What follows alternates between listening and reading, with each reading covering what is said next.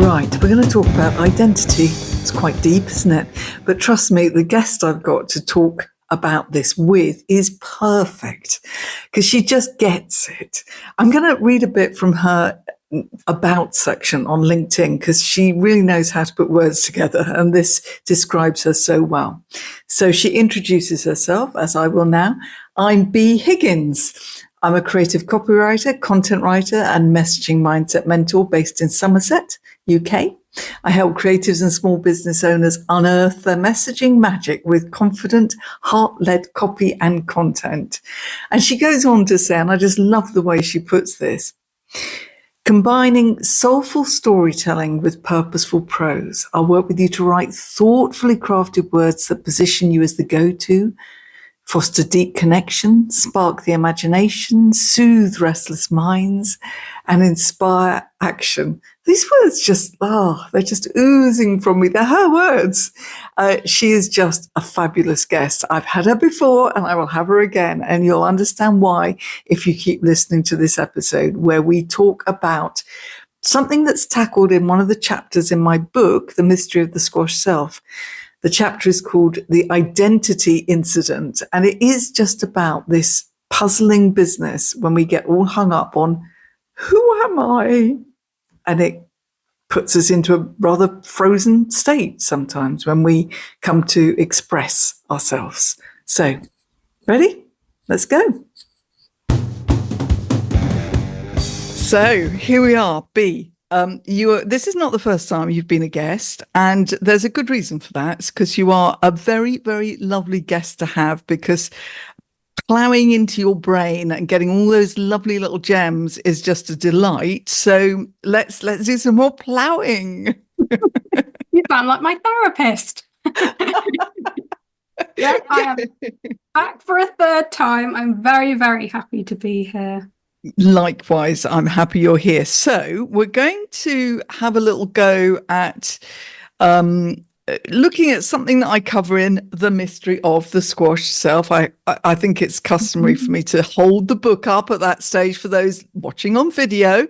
And it's the chapter we're going to look at, although obviously this conversation could go all over the place, but we'll try and keep it to this idea of what I call the identity incident in the book, The Mystery of the Squash Self, because it's one that I think will apply to every human being out there, and hopefully the people listening to this podcast.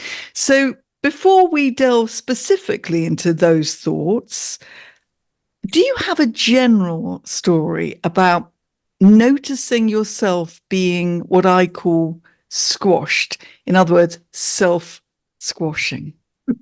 Is it a day ending and why? I've got so many.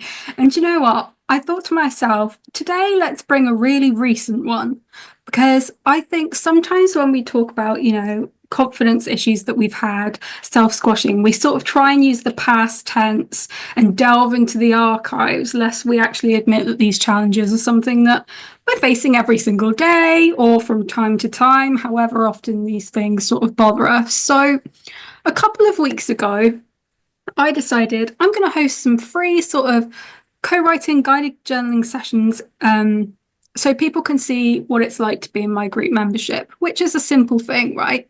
But it was something I've been putting off for a good long while because obviously it felt very scary. My brain had gone, oh, let's not do that. But I am an interesting person in that in my brain I have my biggest cheerleader and my worst enemy. And I'm also buoyed by a stubbornness and a lifelong quest to sort of prove people wrong, including that self-squasher within. So I decided to just get started. So I sat down, I wrote a list of sort of fellow business owners who I cared about a great deal, who I had good relationships with, who I could send some personal invitations to. Now, that's easy enough, right? These are people that I speak to often, that I greatly admire. And what I found is, as I wrote down each name, I unconsciously attributed a reason as to why they may think the proposition was terrible, offensive, presumptuous. And it was ranging from, oh, I don't think I should bother them with this, to, oh, they'll think this is silly or superfluous, or what if they send a scathing reply that sees me take to my bed for half a year? You know, it was such a stunning piece of mind reading and catastrophic thinking. Now, as someone, I'm no stranger to rejection sensitivity, right? We've spoken about this before. I'm a writer who gets scared to write. You know, I'm used to it, but I'm also sick to the back teeth of it at times. I don't know if you've ever found that as well. So I decided to pull my big girl pants up and I just pressed send on the messages. And unsurprisingly, nobody sent me an absolutely horrendous reply. They thanked me for thinking of them. Some of them said, yes, please, and signed up there and then. Some of them just said, not really my bag, but I wish you well, or I'm busy, but hope it goes swimmingly. Nobody told me I was a terrible person with terrible ideas. Nobody listed all of my failures in chronological order from birth to now. No one was outraged at my audacity and demanded to know why I felt I was worthy of infiltrating their inbox. I did the scary thing. I sent the scary message and I lived to tell the tale. Yes. And not only that, but I've signed up for it. So I was one of those people that didn't send you a scathing reply.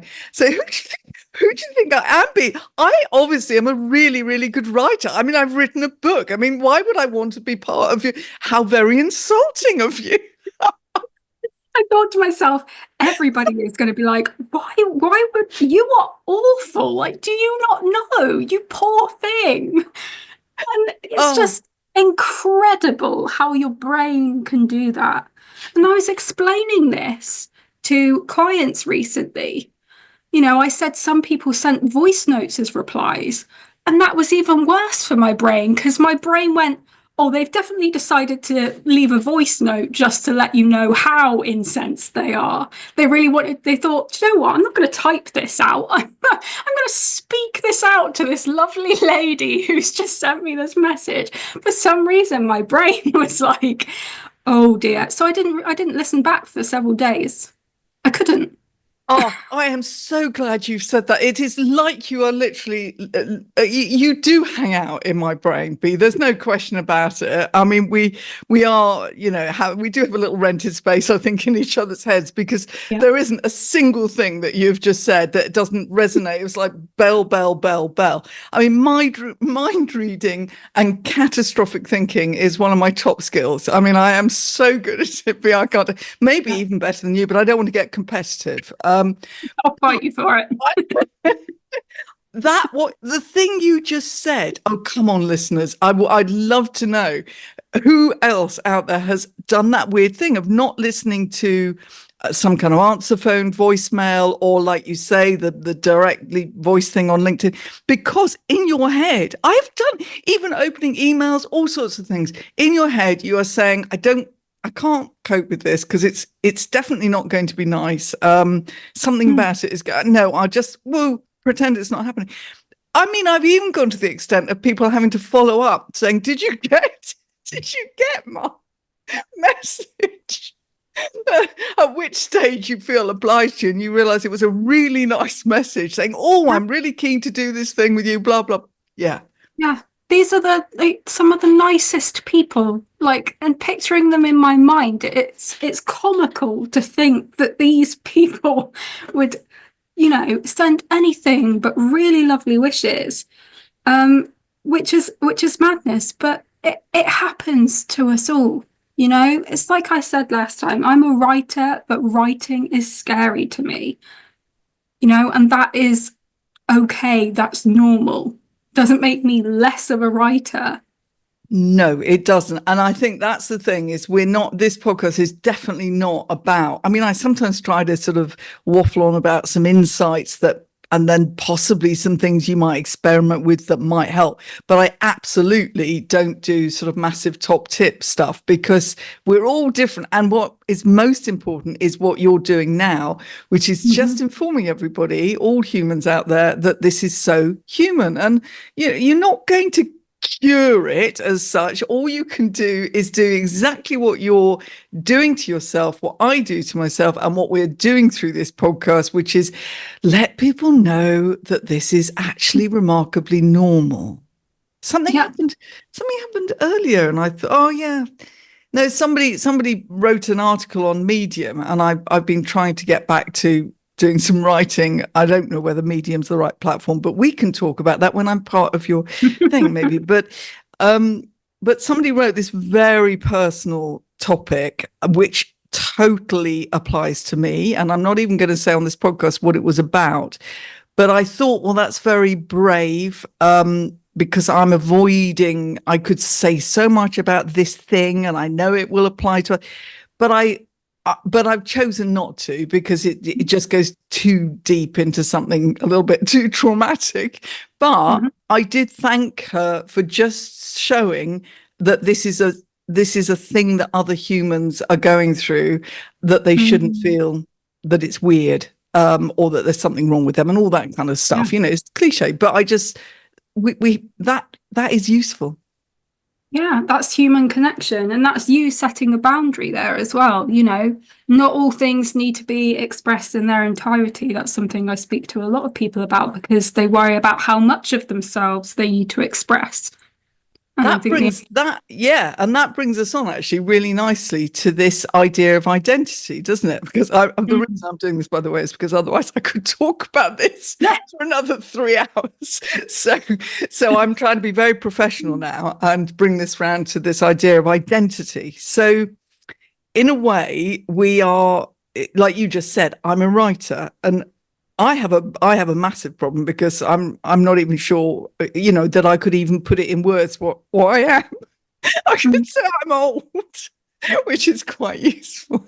I'm old. I sometimes say I'm a climber, but I mean, I've only been climbing for 2.5 years. I could say I'm an actor, because I've spent decades doing professional acting work and performance and entertaining. I could say I'm a celebrant, because I actually helped deliver people's funerals and done that for 9 years. You've probably got the message here. I have what we call a portfolio career. And so this has always been quite a big issue for me, because when you are a do you describe yourself as a coach? No. So I tend to say I'm a creative copywriter, content writer, and messaging mentor. But it's words. Yeah, but it is interesting, isn't it? Because when I set up the communication and confidence coaching thing, I really struggled with the word coach, and I still do, and that's where we all start getting into little holes and start self-squashing and all the rest of it. So I mean, what does this come up with people that you are what did you just call yourself? Mentoring? Yeah what this idea of who am I can I bring? People come to me, and everybody's multifaceted, right? And it's almost like we all worry about that. We're like, oh no, but I'm not one thing. And I think that comes from the whole idea around especially in the business sphere, it's niche down, be for this type of person, be super specific, get really, really deep. And I think that can sometimes get confused in our minds with only allow one part of yourself to show at one given time. And obviously that doesn't really work in the long term, because you are squashing all of the other bits out at the exact same time. And so a lot of people do come to me, and they worry, but I'm this thing, but I'm that thing, but I'm that. And I've experienced it myself. I've started out with a creative writing background. I started out as a blogger before Instagram was even a thing, or influencer was even a thing, and then I'm also proud disabled woman. You know, and there are loads of different facets to me. And I often go against the advice of what everybody else says to sort of really focus in on one tiny part of you, because I believe that's where so many of our issues with self-expression stem from, because we are inadvertently telling ourselves, okay, not that bit of me, not that bit of me, not that bit of me, just this little bit for now. But what happens when you sit down and the other part of you shows up? And you go, oh well, no, I can't do any of it because that person's in the driving seat today, and they're not for this audience. This audience can't see that part of me. Good heavens, what will people think? You know. So I see it all the time, and it's usually one of the biggest issues that people have around expressing themselves is because they are worried about being more than one thing. But I have to tell them that's what's making you human. That's what's making you human. And if we take that bit away, what are we? I honestly think it was a massive, it set me, but I don't want to use excuses, but I think I got set back quite a few steps right from the word go of starting the coaching business. See, if you're on video, I'm putting everything in inverted commas. A psychiatrist would know this is because I don't want to be specific. It's a very definite urge not to be. But anyway, I had this advice. I've told this story loads of times, so I'll keep it brief. At a sort of peer group thing that I was thinking of joining, and I started talking about my things I'd done in the past, because this was the first time I'd done anything in the sort of business world as such, like you, more of a creative sort of, yeah. And somebody said, oh, but nobody wants to know, or nobody cares, I think was the exact expression. Well, I was talking about the acting and stuff. Nobody cares. And it really, I thought, oh, where do I go with this? Number one, it felt very hurtful. And because I was 65 odd when I set up the business, so I'd had a lot of life. And number two, it felt confusing because I immediately thought, well, if I'm only going to say I'm a communication coach, then I've got to get some kind of coach qualification. I've got to somehow prove that and I thought, but everything I've done up to now has equipped me to do this. But you're sort of telling me that that's not relevant. So it plays so well into that imposter syndrome space, because you immediately, who am I thing? Well, I've got nothing to offer. You suddenly start thinking. Yeah, I was born yesterday. I have no life experience. This is my first day on Earth. I'm experiencing it 1 hour to the next. Yeah, I don't agree with that. I think, yes, I think obviously it's important to make sure we can be as clear and as specific as is helpful to help the right people kind of find us. But at the same time, I enjoy bringing all of the sort of facets of me to everything that I do, because ultimately all of that stuff is work. Every time I work with somebody, I'm bringing all of that with me, you know, every single part of me. And sometimes it's helping me, sometimes it's hindering me, but it's all there regardless.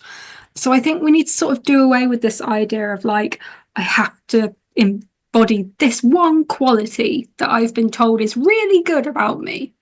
And I have to make this my thing, like this is who I am. And I can't bring in that interest because who cares? And I can't talk about that experience because that wasn't in this exact role. I just don't think that sets you up for kind of the most authentic, aligned type of self-expression that makes you feel good, that attracts kindred spirits. So many of the connections and relationships I have formed with people have been born from maybe something not even directly related to what it is that I actually do, but from there, because we've shared that connection or they've enjoyed an insight that I've brought in from another part, we then move forward together because we've recognized that kinship in one another. And imagine if we just did away with that. And you could apply this beautifully put, because you could apply that to relationships generally, couldn't you? Yeah. We can imagine. So if you set up a dating profile and you only talked about one particular aspect of who you were, or what you'd done, and all the rest of it, and then you met the person and said, "Well, I must only show this one particular aspect of what I've done and who I am and what I've done." I mean, that's not going to make for a brilliant long-term relationship, I sense. And yeah. I mean, but in a way, some people are sort of doing that, falling into that trap a bit with the whole kind of online dating world, I suspect. Put this face up, put this image up. Oh gosh, now I've got to keep this up in real life. You simply can't do it. Yeah. And I mean, what's the beautiful point in a relationship that's going to work? It's when things go wrong. It's when when you're feeling rubbish, when you talk about something from your past maybe that you hadn't shared before, and you connect, or just when you meet people. I don't know. I have this cafe relationship that started about 2 years ago. There was this it was a woman and sometimes a man and sometimes a grown-up kid there as well. And I made up, of course, an entire story about them. It was a place we went every Sunday, and we still do. And I decided that they were probably divorced, but they were staying friendly for the sake of the grown-up child. This is because they arrived at different times. It later transpired that this isn't the case at all. They're very happily married, and that it's just that she did something before coming, and they came in different cars. But I got this story, and we sort of began to smile a bit because we were both there at the same day for month after month. And then one day I was reading because Steve was away, and it was Simone de Beauvoir, Memoirs of a Dutiful Daughter. I'm just showing off now. Anyway, I was reading this, and she looked, as I was sort of there, and she said, "I'm really interested in what you're reading." And for the first time, we started having this conversation. And from that moment, there were little more bits of conversation, and Steve was there. And then I discovered that they weren't actually divorced at all. And then we had coffee, and now we regularly have coffee and have discovered a host of things we've got in common. Although we're also two very different individuals, we have these little beautiful lines of connection. And I suppose the point of this story is not to show off that I was reading such a intellectual book, but more to say that I was just showing a bit of me. I didn't, and that was how the connection started. And that's how assumptions can get made. And I think whenever we connect with somebody online, it's not as if we go, "Oh, I wish I knew less about them." When we connect with somebody, we search the web now. We can search the internet for other places that they've been to find out more about them. I've had people that have been like, "Oh, I checked you out and I thought you seemed nice, and then I listened to podcasts that you'd been on because I wanted to hear your voice. I wanted to hear more about you, just talking about other topics." It's not as if anybody is ever sort of going, "Okay, I've just found this person. Oh, I want to not know anything about them before working with them." It's always, "I want to know more. What are they like?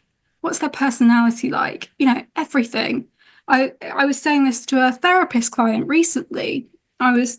She was worried about bringing in parts of her.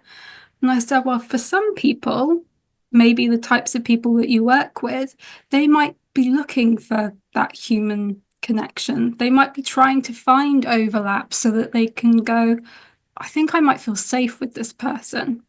Now, obviously, for other clients, they want to keep everything completely kind of separate. They want an anonymity. And I said to her, it's about you figuring out who your clients and the people that you'd love to work with are. So for some people, they want that connection. For other people, they don't.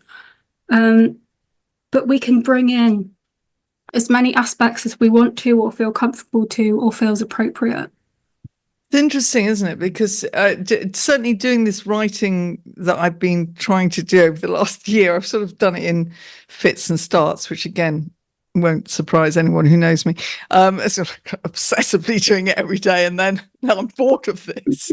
But anyway, I sort of really had to think, well, where are those boundaries? And what you were just saying, do I want this bit to be more anonymous, or is that so the way I think that I'm dealing with it, although I still struggle sometimes, is to sort of not necessarily mention something in a specific way. So I sort of might refer to, I just told a story, for instance, and I mentioned my partner at the time. And in fact, I've been married more than once. It was a husband, not a partner. But I didn't use the word husband because I thought, no, nobody actually needs to know that. Of course, they do now. All those millions of people that are going to read my articles on Medium, I've now blown it wide open. But there we go. Or I might talk about, I don't know, just something to do with. I very rarely, for instance, mention my kids, grown up kids, but I might mention things that I've clearly learnt through some experiences that have to do with that aspect of being a mum or whatever it is. And so I suppose there's this kind of little tightrope that I walk along a little bit. And there are days, talk about, we're being honest and saying, right now, right here, what's going on in your head. So there are days where I think, oh, I should just look, I've only got so many years left on planet Earth, for God's sake. Why am I pussyfooting around? What's the problem? What's the worst that can happen? Just, you've got some really good, sort of really edgy stories. Just go for it. You'd get thousands of views. Think of that headline that you could put up. Think of all the clickbaitiness of it all. And then I stop again, because I suppose ultimately you have to think, but what's the point of going there? Your selfhood has to come first. And I think sometimes we can sort of, like you said, forget all of that when there's the allure of like, oh, but people might read this, and people, I might get lots of sympathy likes. I might get this, I might get that. Someone might ask me to do this if I share this story or whatever. And I think it is about protecting your own energy. Sometimes you might feel able to speak on things, but then you also need to keep in mind there might be days where I sort of think to myself, I sort of wish I hadn't said that. And I think some ways you can find that balance. I think it helps to have like a regular, whatever regular means, like writing practice, whether that's, writing in your notebook or whatever, having a place where you can get this stuff out, really follow that. Once you've found that flow, really go with it, see where it moves, write that stuff down, express all of that stuff, and then maybe come to it later. And if you could, I think it's an easy way to then go, okay, I could maybe talk about this, but I might leave that bit within these pages. That bit's for me. Does that? I might. Or maybe take a learning from it. Do you see what I mean? So I do see what you mean. Once you've got that practice, it can help. And talking about practice, so you help people with sort of do what you call journaling, which I will learn more about, because I am going to take advantage of your lovely offer and join your group thing. So is that what journaling does? Are you sort of writing stuff that is more kind of from the heart, kind of blah blah blah, and then not necessarily that you're going to publish on any platform, but that is sort of just getting it out of you? I think that's sort of the joy of having your own sort of creative practice. It can be whatever you want it to be. There doesn't necessarily have to be like this is my notebook for all of my private thoughts. This all goes in this one, If that, for some people, that helps to just have a place, where they know this needs to be seen by nobody. I mentioned last time I have a notebook for bad ideas, where I say to myself, there's going to be some terrible ideas within these pages, and that's okay. So for some people, a journaling or a writing practice, whatever that looks like to them, it might be about sort of life writing and really working through some things, as like a sort of therapeutic practice. For other people, journaling might be more sort of light-hearted, or it might be more sort of business focused. You can really chop and change, and you can really think about, what do I need in this moment from a creative practice? And that's going to look different during different seasons of your life.